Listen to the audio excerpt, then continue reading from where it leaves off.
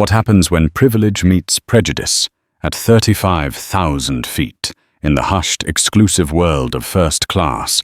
A ticket isn't always enough. For 18-year-old Zora Hayes, her seat 2A represented more than just luxury. It was a connection to the father she had just lost. But for Brenda Gable, the lead flight attendant, the sight of a young black woman in her cabin was an error that needed correcting. A battle of wills began over a simple seat, a confrontation that would ground a flight, shatter a career, and expose a secret that would rock an entire airline to its core. This isn't just a story about a seat on a plane. It's about the price of underestimation and the crushing weight of karma when it finally comes to collect.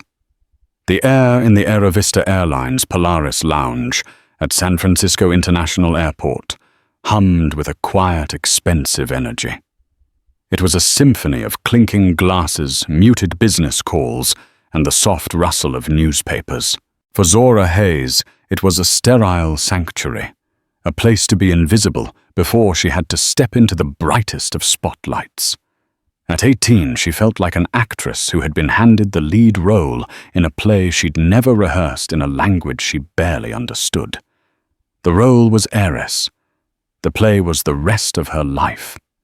Her father, James Hayes, had been the silent genius behind AeroVista. He wasn't the flashy CEO, the face on magazine covers. He was the engineer, the innovator, the man who designed the revolutionary composite materials that made their planes lighter, faster, and more fuel-efficient than any competitor. He was the Vista in AeroVista. And now he was gone. A sudden, cruel heart attack had stolen him 6 weeks ago, leaving a void in Zora's life so vast it felt like a physical part of her had been carved out. In his will, he had left her everything: his sprawling portfolio, his patents, and his controlling shares in the airline he had built from a blueprint and a dream. The shares came with a seat on the board. The first meeting was tomorrow in New York. This flight, Flight 88, was her reluctant chariot to a new reality. Zora was dressed simply. Tailored black trousers, a soft cashmere sweater, and comfortable but elegant loafers. Her hair was pulled back in a neat puff, showcasing the delicate lines of her face, a face that held both the exhaustion of grief and the fierce intelligence she'd inherited from her father. She clutched a worn leather portfolio to her chest. It contained her boarding pass, her ID, and a sheaf of papers that felt heavier than lead: the official shareholder certificates and the proxy appointment naming her to the board. They were her crown and her cross. When the boarding call for Flight 88 echoed through the lounge, Zora took a deep, steadying breath and joined the short, privileged line at Gate C9. She was the last to walk down the jet bridge, preferring to avoid the jostling and posturing that often came with first-class boarding. She stepped onto the plane and was immediately met with a wall of practiced charm.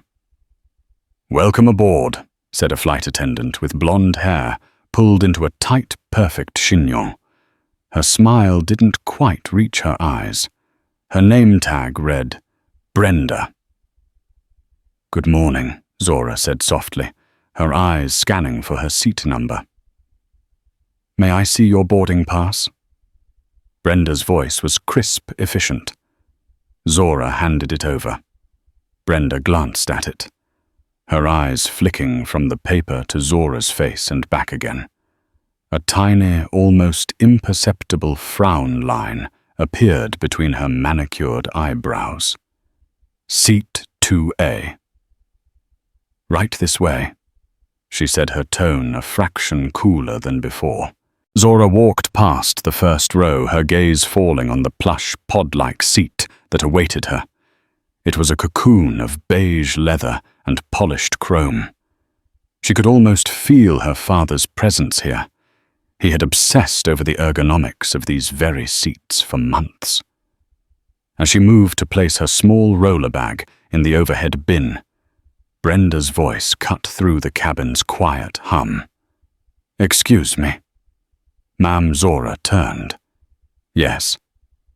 Brenda Gable had been a lead purser with AeroVista for 22 years. She considered the first-class cabin her domain, a kingdom she ruled with an iron fist clad in a silk glove. She prided herself on her ability to spot a problem before it started. She saw the frequent flyers she knew by name, Mr. Henderson in 1B, Mrs. Albright in 3D. She saw the quiet money and the flashy new money. And in her meticulously ordered world, Zora Hayes did not compute. Young alone, dressed down and black. To Brenda, the combination screamed, "Buddy pass," upgraded on a prayer, or worse, fraud. "I'll need to see that boarding pass again," Brenda said, her voice louder now, drawing the attention of the other passengers who were settling in. Zora's brow furrowed in confusion. "I just showed it to you, and I need to see it again," Brenda insisted, holding out a perfectly manicured hand. There was a flinty hardness in her eyes that belied her professional smile. Zora retrieved the pass from her portfolio and handed it over. Brenda made a show of scrutinizing it, turning it over, checking the name. Zora Hayes. She said the name out loud, drawing it out as if it tasted strange. "I'll just need to verify this with the gate agent. There seems to be a discrepancy." Zora felt a hot flush of embarrassment creep up her neck. The other passengers were now openly staring. A man in a tailored suit in the row behind her, a Mr. David Chen, looked up from his laptop with a curious expression. A discrepancy. What kind of discrepancy? Zora asked, her voice steady, despite the tremor of humiliation she felt. Sometimes the system issues seat assignments incorrectly. We have a full manifest today, and I need to ensure all our first-class passengers are correctly seated. Brenda replied, her words dripping with implication. The message was clear. "You don't belong here." She walked briskly to the front of the cabin and spoke into the intercom. Her voice low, but her posture rigid and self-important. Zora stood awkwardly in the aisle, the focus of a dozen pairs of eyes. She wanted to shrink, to disappear. She could feel the familiar sting of being judged, of being seen as less than a feeling she'd hoped she was flying away from, not toward. Brenda returned a minute later, a triumphant smirk playing on her lips. "As I suspected, there's some confusion. It's probably best if you wait by the galley here while we sort it out. Perhaps you could show me your identification as well." This was no longer a procedural check. It was an interrogation, an accusation. "There is no confusion," Zora said, her voice finding a sudden strength. "My name is Zora Hayes. My seat is 2A. That is my boarding pass, and it is valid." "All due respect, ma'am," Brenda said, her voice losing its faux politeness and taking on a sharp, condescending edge. "I have been doing this job for over 2 decades. I know when something isn't right. Now, if you don't want to cooperate, I can have the captain come out." "Perhaps you should." Zora shot back, her patience evaporating. The memory of her father, his pride in this airline, his belief in treating every person with dignity fueled her anger. This woman was twisting everything he stood for into a weapon of petty prejudice. "Fine," Brenda snapped. She turned on her heel and disappeared toward the cockpit. The cabin was thick with uncomfortable silence. A woman in row 3 whispered to her husband, loud enough for Zora to hear. Probably one of those influencers trying to get a viral video. It's pathetic. Zora's hands clenched into fists at her sides. She felt utterly alone. Then a calm voice spoke from the seat behind her. "Excuse me, miss. Are you all right?" It was the man who had been watching Mr. Chen. He had kind eyes and a concerned expression. "I'm fine," Zora managed, though her voice wavered. "This is absurd," he said, shaking his head. "Her behavior is completely out of line. I'm a corporate lawyer and I fly this route twice a month. I've seen this attendant Brenda before. She has a reputation for being particular." He chose his words carefully. "If you need a witness to this, you have one." "Thank you," Zora whispered, a small measure of relief washing over her. She wasn't entirely alone. The cockpit door opened and Brenda emerged, followed by a man with silvering temples and a 4-stripe epaulet on his uniform. This was Captain Frank Hollis.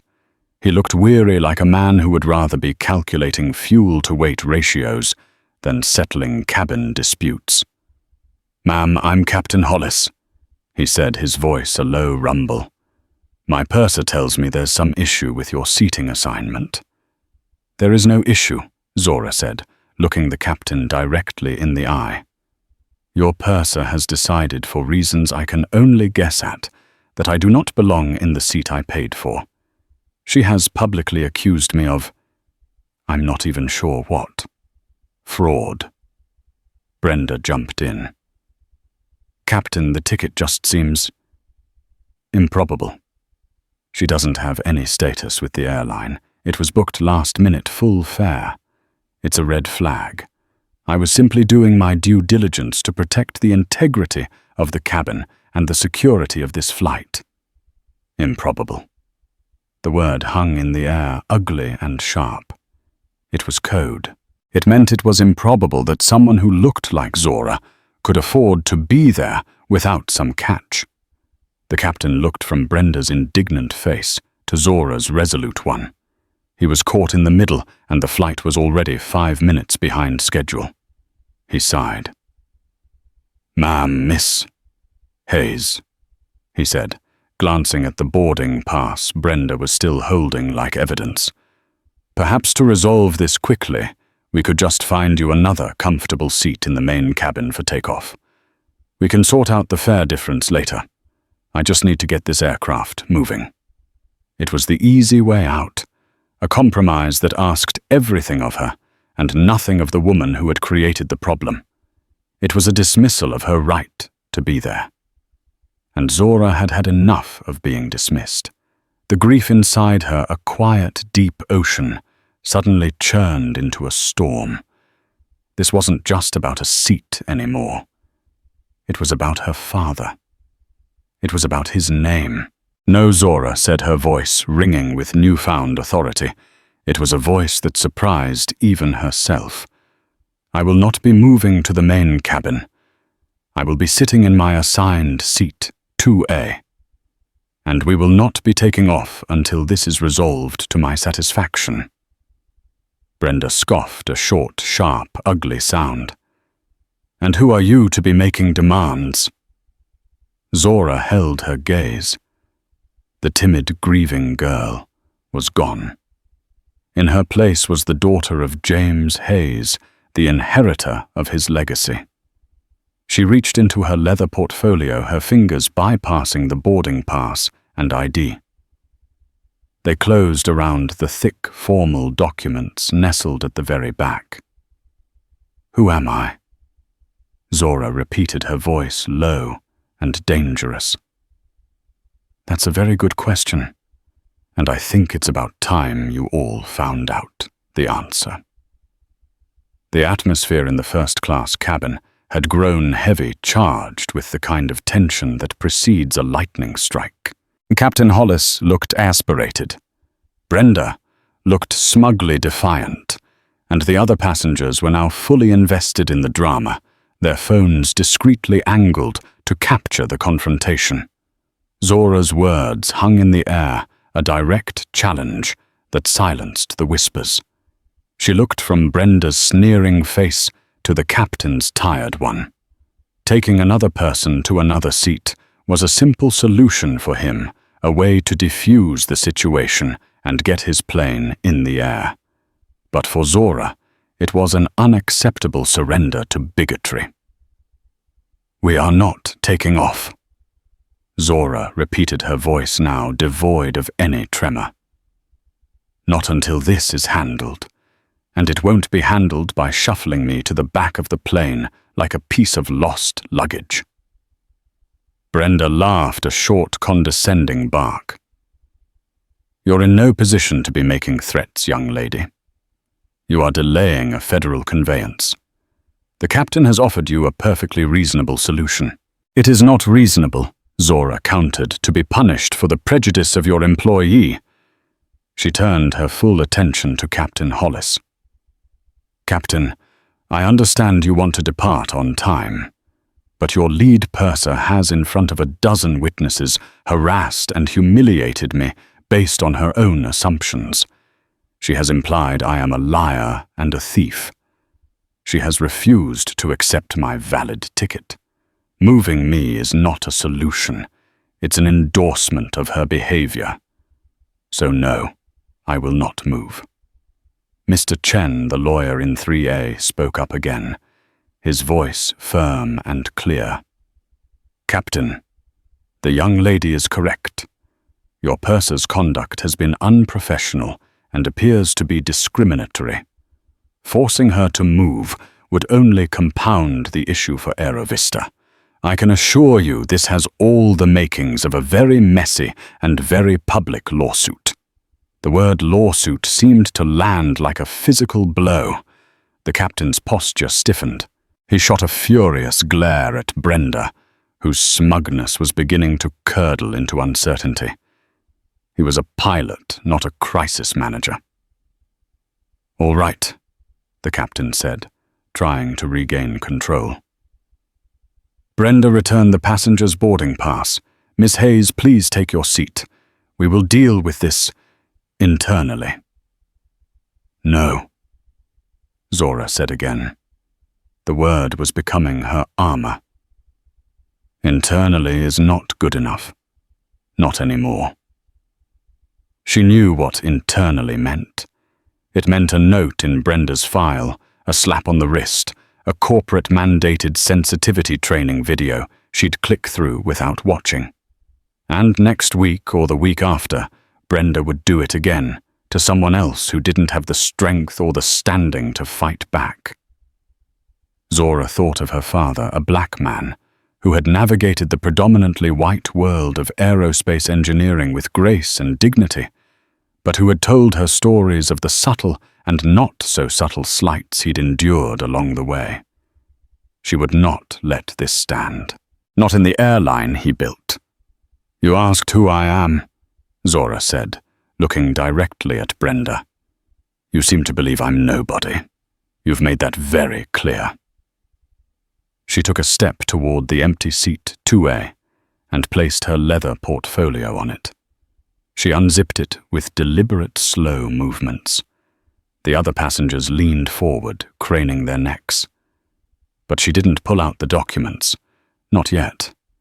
Instead, she took out her phone. Her hands were perfectly steady. She swiped through her contacts, her thumb hovering over a name for a fraction of a second before pressing it. The name read Richard Peterson, CEO, AeroVista. She pressed the speakerphone button. The cabin was so quiet that the electronic ringing tone sounded like a fire alarm. 1 ring, 2 rings. A voice, powerful and slightly impatient, answered. "Hello, Richard Peterson speaking." The captain's eyes widened in shock. Brenda's face went white, the color draining from it, as if a plug had been pulled. She recognized the voice instantly. Everyone who worked for AeroVista knew that voice. "Richard, it's Zora Hayes." The CEO's tone shifted instantly, becoming warm, familial, and deeply concerned. "Zora." "My goodness, I wasn't expecting to hear from you until tomorrow. Is everything all right?" "Are you on the plane?" "I am on the plane, Richard." Zora said, her voice carrying clearly through the cabin. Or I'm trying to be. I'm on Flight 88 to New York in first class. Of course. Your father's favorite route, Richard said. Listen, Zora. I am so deeply sorry for your loss. James was my best friend, the heart and soul of this company. We're all looking forward to welcoming you tomorrow to honoring him. Well, the welcome here on Flight 88 has been less than ideal. Zora said, her gaze locked on Brenda, who looked like she might faint. I'm having a bit of trouble with your lead purser. Her name is Brenda Gable. What kind of trouble? Richard's voice had lost its warmth, replaced by a cold, sharp edge. She seems to believe that my presence in first class is, and I quote, improbable, Zora explained calmly. She has refused me. My seat accused me of having a fraudulent ticket, and in front of the captain and the entire cabin tried to have me moved to economy. The captain's solution was to ask me to move to avoid a delay. There was a moment of dead heavy silence on the other end of the line. Then Richard Peterson's voice came back. No longer a voice, but a clap of thunder. What? The word exploded from the phone's tiny speaker, making several passengers flinch. Put the captain on the phone. Now! Captain Hollis, looking horrified, practically snatched the phone from Zora's hand. Mr. Peterson, sir. This is Captain Frank Hollis. Frank Richards' voice was lethally calm. What in the hell is going on in your cabin? Do you have any idea who you are speaking to? Who your purser has been harassing, Sarai? There was some confusion with the seating, Captain Hollis stammered. There is no confusion, Captain Richard roared. The young woman you are trying to move to economy is Zora Hayes, James Hayes's daughter. She is not just a passenger, she is my guest. She is this company's legacy, and as of the reading of her father's will, she is the single largest individual shareholder in AeroVista Airlines. She controls her father's entire founding stake. Now you tell me, Frank, do you think it's a good idea to ask your new boss to move to the back of the bus? The cabin erupted in gasped breaths. The woman who had accused Zora of being an influencer looked like she'd swallowed her tongue. Mr. Chen's eyebrows were raised in astonishment, a slow smile spreading across his face. And Brenda Gable looked as though the floor had vanished from beneath her feet. Shareholder. Largest shareholder. The words didn't compute. They were an alien language describing the end of her world. Her eyes wide with terror darted to the leather portfolio sitting on seat 2A. Zora reached over her movements, now filled with a quiet, devastating grace. She finally pulled out the thick sheaf of papers, the stock certificates embossed with the AeroVista logo, and bearing her father's name and the legal declaration of trust passing them to her. She didn't brandish them. She simply laid them on the polished surface of the seat's console table, the crisp white paper, a stark contrast to the beige leather. Captain Hollis. Zora said, her voice cutting through the stunned silence. She had taken her phone back. I believe your CEO had an order for you. Captain Hollis, pale and sweating, turned to Brenda. His face was a mask of cold fury. The weary pilot was gone, replaced by a commander whose authority had been catastrophically undermined. Brenda, he said, his voice a low growl. Get your things. You are off this flight. Now. Captain, I was just following procedure. She pleaded, her voice a pathetic whisper. You were following your own bigotry, and you have brought shame and monumental liability upon this airline, he snarled. Security will meet you at the jet bridge. Get off my plane. Humiliation washed over Brenda in a tidal wave. With trembling hands, she unclipped her small bag from the galley locker. She couldn't look at Zora. She couldn't look at anyone. Her walk of shame down the aisle was a gauntlet of shocked and judgmental stares. The 22-year career, the petty kingdom she had guarded so fiercely, it all ended right here in the aisle she had tried to deny to Zora Hayes. As she passed seat 2A, her eyes met Zora's for a fleeting second. She saw no triumph in the young woman's face, only a profound, weary sadness. Brenda stumbled off the plane, her perfect chignon now slightly askew, a visible crack in her once impenetrable facade. Captain Hollis immediately turned to the cabin, his voice now booming with renewed authority. My deepest, most sincere apologies to all of you for the delay, and especially to you, Ms. Hayes. Your treatment was inexcusable. He then turned to the other flight attendants. Let's prepare for immediate departure. Zora finally sank into seat 2A. It was soft, comfortable, and felt like coming home. The engine began to whine, the plane pushing back from the gate. Mr. Chen leaned forward slightly. That he said with a respectful nod was incredibly well handled, Ms. Hayes. Zora offered him a small, tired smile. Call me Zora. And thank you, Mr. Chen, for speaking up. David. And it was my pleasure.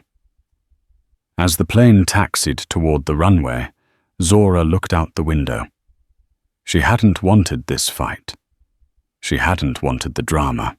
But as she watched the ground fall away, she realized something profound. Her father had given her more than just stock certificates and a seat on the board. He had given her a voice, and she was just beginning to learn how to use it. The karma for Brenda Gable had been swift and public, but Zora had a feeling the real consequences for the airline and for herself were just beginning to unfold. The remainder of the flight to New York passed in a haze of surreal courtesy. The two other flight attendants in the first-class cabin moved around Zora with the hushed, careful reverence one might afford a temperamental deity. One of them, a younger woman named Chloe, approached with tears welling in her eyes. Ms. Hayes, she whispered, her voice trembling slightly. I am so sorry for what you went through. What Brenda did was wrong. We all knew. We all knew she could be like that. But we never... She trailed off, ashamed. Zora offered a weak, tired smile. Thank you, Chloe. It wasn't your fault. But the apology, though sincere, didn't soothe the turmoil inside her. The deference felt just as alienating as the hostility had. She was no longer a person, a passenger. She was an event, a living symbol of power that had upended the natural order of the cabin. She ate the exquisitely prepared meal without tasting it, sipped the vintage champagne that felt like ash in her mouth. She tried to read a book, but the words blurred. All she could think about was her father. What would he have said? He had despised bullies, but he had also preached grace. He believed in building things, not tearing them down. Had she honored that? Or had she just become another kind of force, one that broke people when the plane finally touched down at JFK? The jet bridge connected, and the door opened, but a senior gate agent immediately stepped on board to hold back the other passengers. Ms. Hayes, Mr. Peterson is waiting for you on the tarmac. The special treatment continued. Descending the stairs to the tarmac felt like stepping into another world. The roar of nearby engines was a stark contrast to the cabin's pressurized silence, and there, standing beside a sleek black sedan, was Richard Peterson. His usually confident, commanding posture was gone. He looked older, his face etched with a genuine, profound sorrow. He didn't offer a handshake. He moved forward and enveloped her in a gentle, fatherly hug. "Zora," he said, his voice thick with emotion. "There are no words. I feel like I've failed him. I've failed you. To have that happen in the house that James and I built. It's a stain on everything we stood for."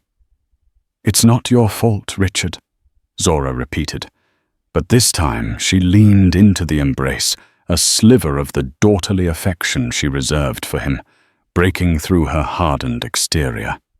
"It is my company, and therefore it is my responsibility," he insisted, pulling back to look at her. His eyes filled with a furious, protective fire. "It ends now.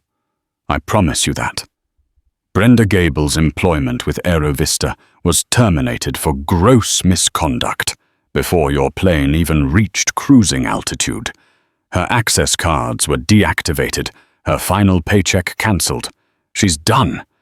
But that's not enough. This is deeper than one rotten employee." That night in the sterile luxury of her suite at the peninsula, Zora couldn't sleep. The city lights glittered below a galaxy of human ambition, but she felt utterly alone.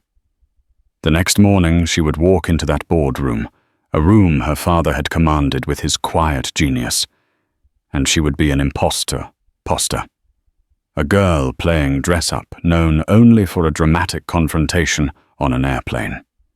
She paced the floor, the plush carpet silencing her footsteps. She replayed the incident. Brenda's sneer, the captain's weary compromise, her own surge of defiant anger. Richard was right. Firing Brenda wasn't enough. It was like pulling a single weed and ignoring the poisoned soil it grew in. A new training program. An oversight committee. Those were just corporate band-aids. They didn't address the root cause, a culture that allowed a woman like Brenda to flourish for 22 years. Her eyes fell on her leather portfolio where the shareholder documents lay. Her father hadn't left her a weapon. He had left her a tool. He had been a builder. Frustration and grief churned within her, and out of that emotional vortex, an idea began to form. It started as a flicker and grew into a steady flame. She sat at the hotel desk and began to write not a speech, but a blueprint. She would not walk into that boardroom to complain. She would walk in with a plan to build. The next morning, the AeroVista boardroom felt like a tomb. The long mahogany table reflected the grim faces of the dozen board members, all older, all white, all men, who had known her father for years. They rose respectfully as she entered with Richard, their eyes filled with a mixture of pity, curiosity, and a new, wary apprehension. The story of Flight 88 had ripped through the corporate world. They weren't just looking at James Hayes' grieving child. They were looking at the airline's largest shareholder, an unknown quantity, who had already proven to be a catalyst for chaos. Zora took her designated seat, the simple brass nameplate, James Hayes. A painful reminder of the man who should have been there. Richard began the meeting, his voice devoid of its usual booming enthusiasm. "Before we address the quarterly earnings, we must address the catastrophic failure that occurred yesterday on Flight 88. What happened to Zora was not an isolated incident. It was a symptom of a systemic failure, a cancer of complacency and prejudice that we as a board have clearly allowed to fester in the dark. It stops today." He outlined his plan, the mandatory DEI overhaul, the Independent Review Committee, a public apology. It was a solid, if predictable, corporate response. As he finished, all eyes turned to Zora. They expected a quiet nod of approval, a few tearful words. Instead, Zora sat up straighter, pushed a stray curl from her face, and met their gazes one by one. "Thank you, Richard," she began, her voice resonating with a clarity that belied her age. Your plan is a necessary start, but policies and committees are reactive. They are designed to punish failure, not to engineer success. My father didn't just invent new alloys to make planes stronger. He believed in building a company that lifted people up. He believed the name AeroVista should be synonymous with excellence in all things, and that includes excellence in how we treat every single person who steps onto our planes. She slid a professionally printed proposal from her portfolio and pushed copies down the table. My experience yesterday was ugly and humiliating, but my pain is not the point. The point is the opportunity this incident provides. We can't just react to the bad. We must be proactive in creating the good. She let them read for a moment before continuing. I propose the creation of the James Hayes Memorial Scholarship Fund, a multi-million-dollar endowment seeded from this year's profits, dedicated to supporting underprivileged students of color in their pursuit of careers in aerospace engineering, aviation management, and business. Furthermore, I propose a mandatory mentorship program pairing every single executive in this company, including everyone at this table, with one of those students. We will not just give them money. We will give them access guidance and a seat at the table. She paused, letting her words sink in. We need to change who we are from the ground up. We need to ensure that the faces in our cockpits, in our executive suites, and one day in this very boardroom are as diverse as the world we serve. That is how we fix the poisoned soil. That is how we honor my father's legacy. The room was utterly silent. The board members stared not at a grieving girl, but at a visionary. She had taken their PR nightmare and transformed it into a foundational mission. She hadn't just claimed her seat. She had defined her power. An old gruff board member named Harrison, a man who had often clashed with her father's more idealistic notions, cleared his throat. It's a bold plan, Zora, he said, a slow nod of admiration on his face. It's what James would have done. The consensus was unanimous. Meanwhile, in a sterile, windowless HR office at SFO, Brenda Gable's world was imploding. The official termination was delivered by a stony-faced HR executive and the head of corporate security. I don't understand, Brenda stammered, clutching her purse. It was a misunderstanding. I was protecting the company's assets. You were a liability, the HR executive said, her voice flat. You violated multiple sections of your employment contract, including insubordination to the captain and gross misconduct resulting in a flight delay and significant brand damage. Your employment is terminated effective immediately.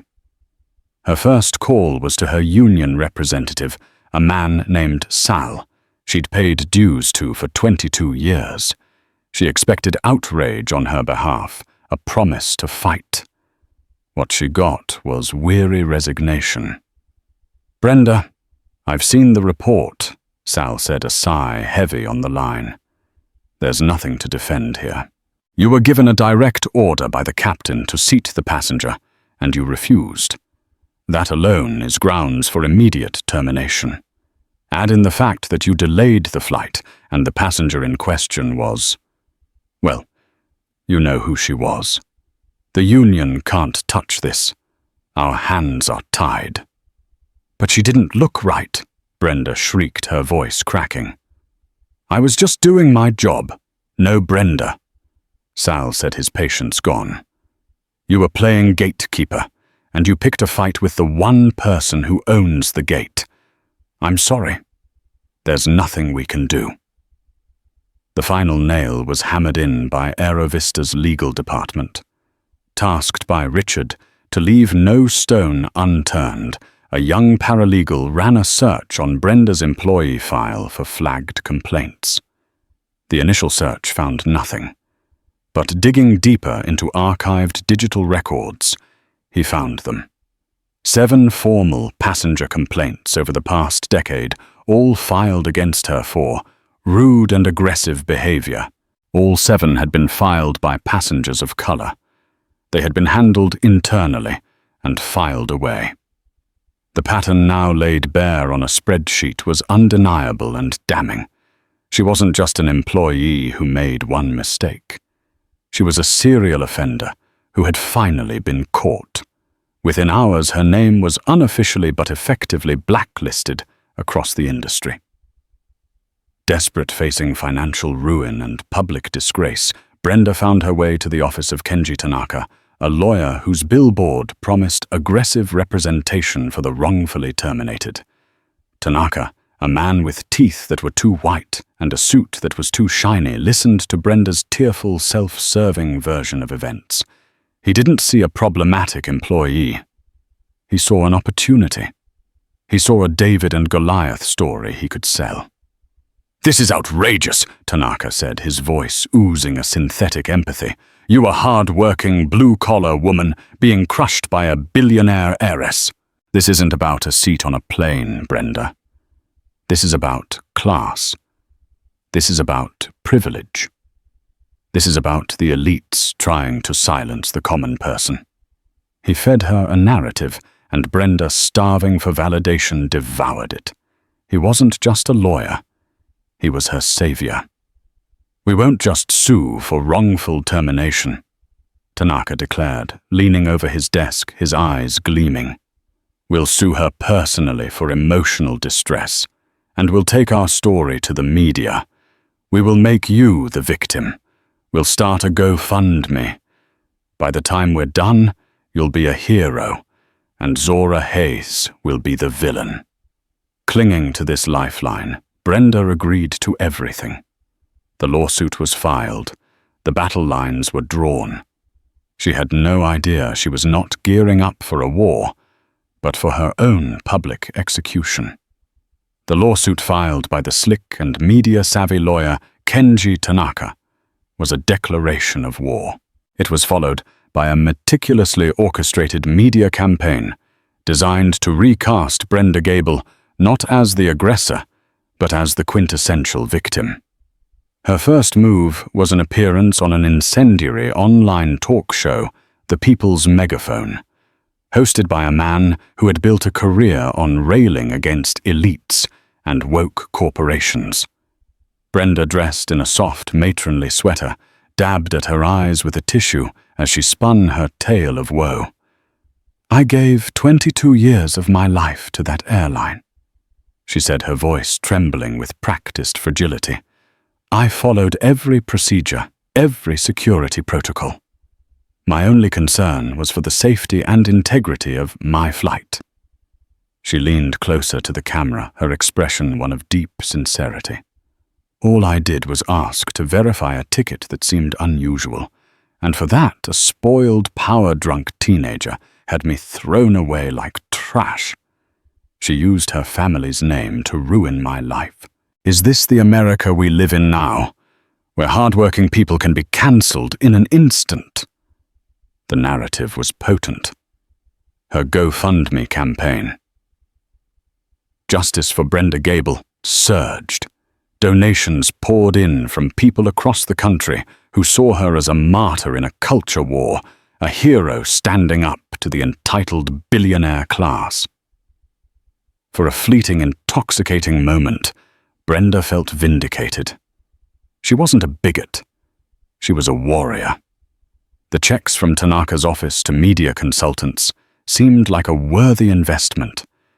She was no longer just Brenda, the disgraced flight attendant. She was a symbol. The hope she felt was a fragile, brittle thing, but it was hope nonetheless. She truly believed she could win. In his quiet, minimalist office overlooking the San Francisco Bay, David Chen scrolled through the news articles, his jaw tightening with each fabricated quote. He watched the clip from The People's Megaphone, his professional calm giving way to a cold, rising anger. He had been there. He had seen the sneer on Brenda's face, heard the ugly implication in the word improbable. He had witnessed Zora's quiet dignity in the face of public humiliation.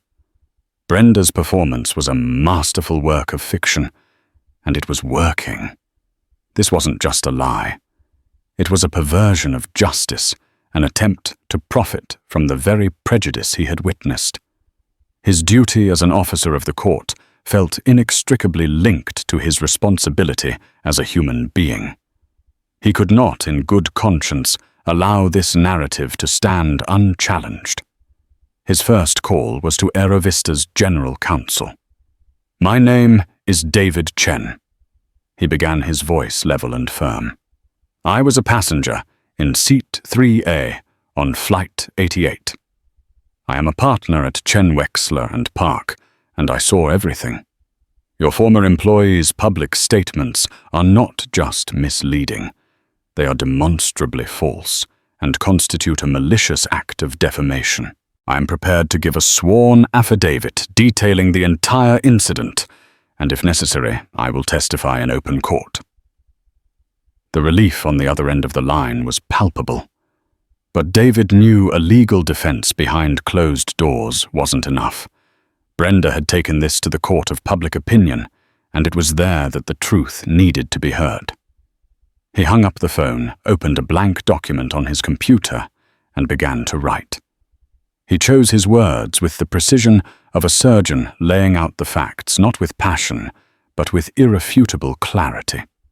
He detailed the sequence of events from Brenda's initial dismissive glance to her final desperate plea to the captain. He addressed her central claim head-on. "This was not cancel culture," he wrote, the words flowing from a place of deep conviction. "I witnessed an abuse of power by a uniformed employee against a customer. The fact that the customer turned out to be a majority shareholder is a twist of fate. But it does not change the initial offense. Ms. Gable was not fired for asking for ID. She was fired for her relentless, baseless harassment of a passenger and for bringing the airline to the brink of a major discrimination lawsuit. Her current campaign is a cynical and fraudulent attempt to monetize her own bigotry." He submitted the column to a leading national newspaper. It was published the next day. The effect was like a dam breaking. David's column, coming from a respected and impartial witness, was the objective truth that shattered Brenda's fiction. The story pivoted instantly. The hashtag #Justice for Brenda was drowned out by #Justice for Zora. Brenda was at home watching her GoFundMe total climb past $50,000 when the first email alert from the platform arrived. "Your campaign is under review." A few minutes later, another "Your campaign has been suspended." She frantically refreshed the page. The total was no longer climbing. It was plummeting. 40,000. 20,000. 5,000. GoFundMe.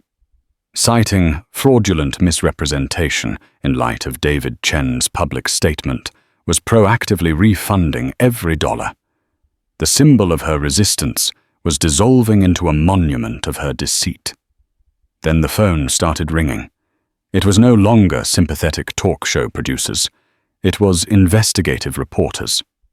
"Ms. Gable, this is Sarah Jensen from the Aviation Journal. I'm calling about a passenger complaint filed against you in 2021 by a Mrs. Rodriguez on a flight to Miami. She also claimed you tried to have her family removed from their paid-for seats. Do you have a comment?" "Ms. Gable, I'm with ProPublica. We've uncovered 7 prior complaints of discriminatory behavior. Can you explain why all 7 were filed by passengers of color?" She slammed the phone down, her heart hammering against her ribs. The past she thought was buried was being exhumed. The final devastating blow came that evening. On a major cable news network, as part of a segment on corporate responsibility, they aired a piece about the AeroVista incident. And there it was, grainy, silent, but unmistakable security footage from 2 years prior. It showed Brenda at a boarding gate, her face contorted in anger, jabbing her finger at a black family, her posture radiating the same arrogant authority she had tried to wield against Zora. She stared at the screen, watching her own forgotten ugliness play out for millions. The carefully constructed facade of the gentle, wronged victim crumbled into dust. She was seeing herself as Zora must have seen her, as the world now saw her. The next morning, Kenji Tanaka called. His voice, once so full of bluster and confidence, was now cold and clinical. "Brenda, I'm afraid our position has become untenable," he said flatly. "The new evidence, Mr. Chen's testimony, it's insurmountable. Continuing this lawsuit would be an act of professional malpractice on my part." "You can't," she shrieked, panic clawing at her throat. "You said we had a case. We had a narrative," he corrected her. "That narrative has been obliterated by facts. I'm officially withdrawing as your counsel. You'll receive my final invoice for services rendered. I wish you the best." The line went dead. Her lawsuit against Zora and AeroVista was dead, but the consequences were not. Richard Peterson, in consultation with a resolute Zora, made a final decisive move. This wasn't about revenge. It was about principle. It was about ensuring that no employee ever again thought they could profit from prejudice. They filed a countersuit against Brenda Gable for defamation and the recovery of all legal fees incurred defending against her frivolous claim. The financial ruin was swift and total. Stripped of her career, her reputation, and her lawyer Brenda had no means to fight back. The settlement was a foregone conclusion. The comfortable house in the suburbs, the monument to her 22 years of service, was sold to cover the legal judgment. The woman who once prided herself on her impeccable appearance and her dominion over the most exclusive real estate in the sky found herself renting a cramped apartment above a laundromat and working the night shift cleaning office buildings. In the anonymous quiet of the late hours, pushing a mop across endless floors, she was treated with an indifference she had once perfected as a weapon. The hard karma had finally collected its debt, leaving her with nothing but the crushing weight of her choices. 1 year later, Zora Hayes looked out the window from seat 2A on Flight 88 to New York. The clouds below were a soft, unbroken sea of white. On the polished console beside her, her tablet displayed the glowing quarterly report of the James Hayes Memorial Scholarship Fund. 20 brilliant students, future pilots, engineers, and executives had just completed their first year. Their progress tracked in a mentorship program that was already being called a model for the industry. She was now the vice chair of the AeroVista board. The title felt natural earned. The DEI committee she co-chaired with David Chen, whom she had successfully recruited as the airline's chief ethics advisor, had transformed the company's internal culture from one of reactive damage control to one of proactive inclusion. Richard Peterson often remarked that Brenda Gable's hateful act was the best thing that ever happened to AeroVista. It had exposed a weakness, and in healing it, they had become stronger, better, and more trusted than ever. Zora leaned her head back against the soft leather. She was not the same person who had sat in this seat a year ago, clutching her father's papers like a shield. The grief for him was still there, a gentle ache where a raw wound had been, but it was now intertwined with a profound sense of purpose. The confrontation with Brenda had been a crucible. It could have defined her as a victim. Instead, she had chosen to let it define her as a leader. She had inherited her father's name and his fortune, but she had earned his legacy. As the plane began its smooth descent toward the glittering skyline of Manhattan, Zora felt a quiet, settled peace. This seat was no longer just a luxury. It was her command post, a symbol of a battle she hadn't sought but had decisively won, and a window to the boundless future she was determined to build. So what does this story truly teach us? It shows that prejudice, no matter how professionally it's disguised, carries a heavy price. Brenda Gable's story is a stark reminder that the world has a way of balancing the scales.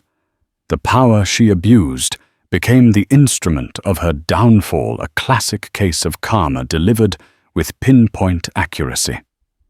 But the real lesson lies with Zora Hayes. She transformed a moment of personal humiliation into a catalyst for sweeping positive change, honoring her father's legacy in the most powerful way imaginable. She proves that true power isn't about the seat you occupy, but the principles you stand for. What did you think of Brenda's karma? Was it deserved? Let us know your thoughts in the comments below. We all have stories of being underestimated. Share yours. And if you found this story as compelling as we did, please hit that like button, share it with your friends, and subscribe to our channel for more real-life stories of drama justice and the moment everything changes. Thank you for listening.